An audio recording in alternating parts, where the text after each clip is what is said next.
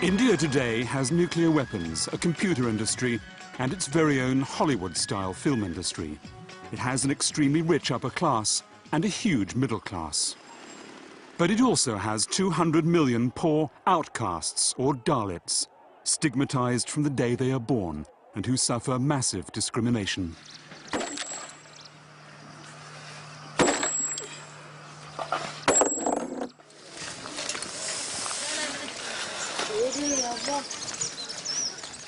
Veerasamy lives in a small village in southern India. All the inhabitants here are outcasts. Veerasamy's job consists of doing the washing for the 19 families in the village. Ma.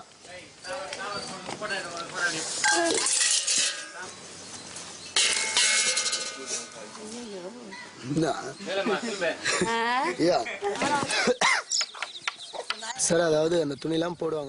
When I go and collect the laundry, I ask why we have to do this. We have to do it because we belong to this caste.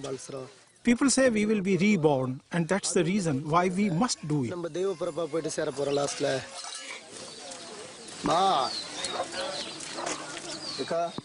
And the outcasts themselves are subdivided into further groupings. The washermen and women belong to the very lowest scale of this hierarchy. The only payment Veerasamy receives for his work are leftovers from the meals other inhabitants in the village have already eaten.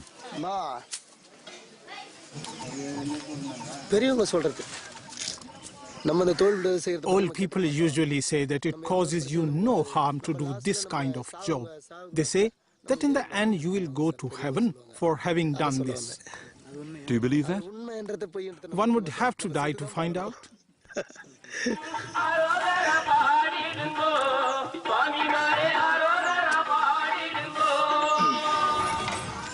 Veerasamy's family have been washermen for generations. Coming from the lowest caste in Indian society, it's their destiny. His wife Dasam and their 3 children help him do the work. If we had our own land, we would be happy. We would not depend on others. But we don't have our own place, and we have to be very servile and obey orders. If we had our own land, we would work hard and do something else. For instance, we could open a fruit shop. But we are dependent on others, and that's the reason why we have to live this way.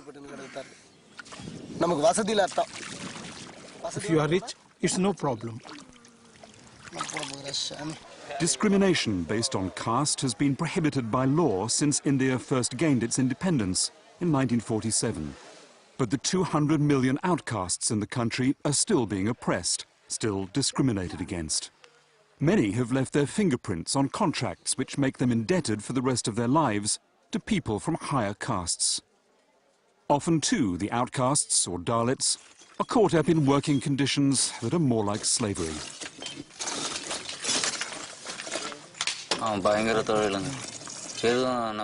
This is very dangerous work. You can hardly avoid being hurt, but we have to work. The stones cut me on both my arms and my legs.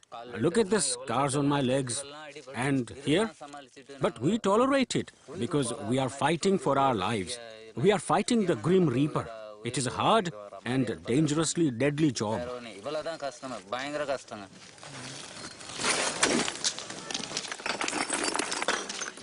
Mr. Kumar and his family are bonded labourers. They owe money to the owner of the quarry. During the rainy season, the stones are buried under the soil. And my manager says we must dig them out. We have to dig out the stones and cut them to pieces. If we don't, we receive no payment. I can't go anywhere else because we have been paid in advance. So he would claim his money back before we could go anywhere. If we only knew how to make more money, we could choose to do something else. We have to work like slaves to survive. We have to work like slaves to earn our daily bread.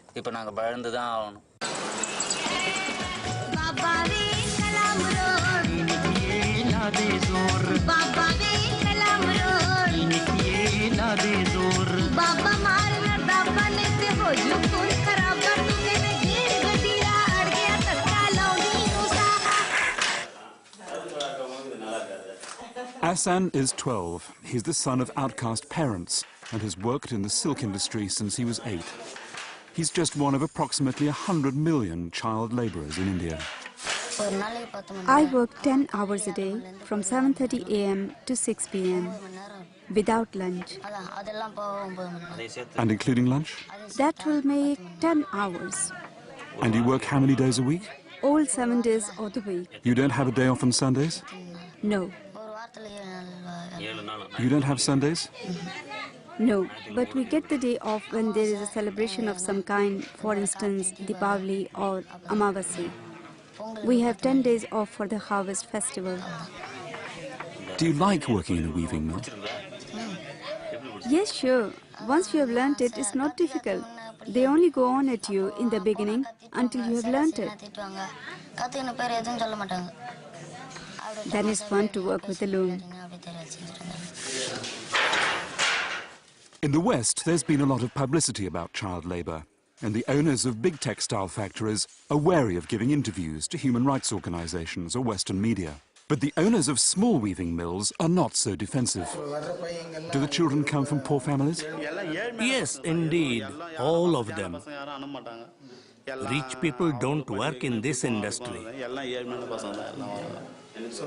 Are the children Dalits? Yes. It's hard work, isn't it? Yes, you have to be alert all the time. It's not like driving an ox cart or working in the rice fields.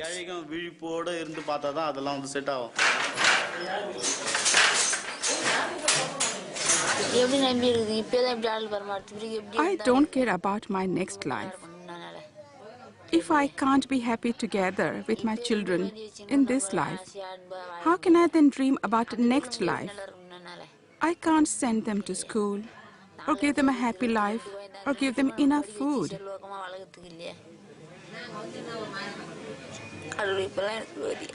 Why am I in this unhappy situation? When I was a child, I wasn't happy, but now I see that my children aren't any better off. Is this their lot to life?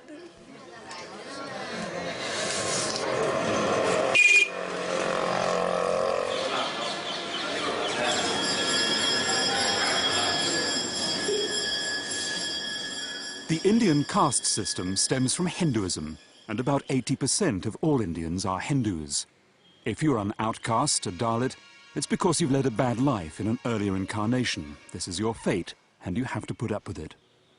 According to Hinduism, man has more than one life, and if a person behaves well in his present life, he can be reincarnated into a better one. Prabhakaran is a Brahmin priest and belongs to the highest caste. Each caste has its particular kind of work. Take me. I'm a priest. I couldn't carry out the work of a carpenter or a bricklayer. Every person has his own trade.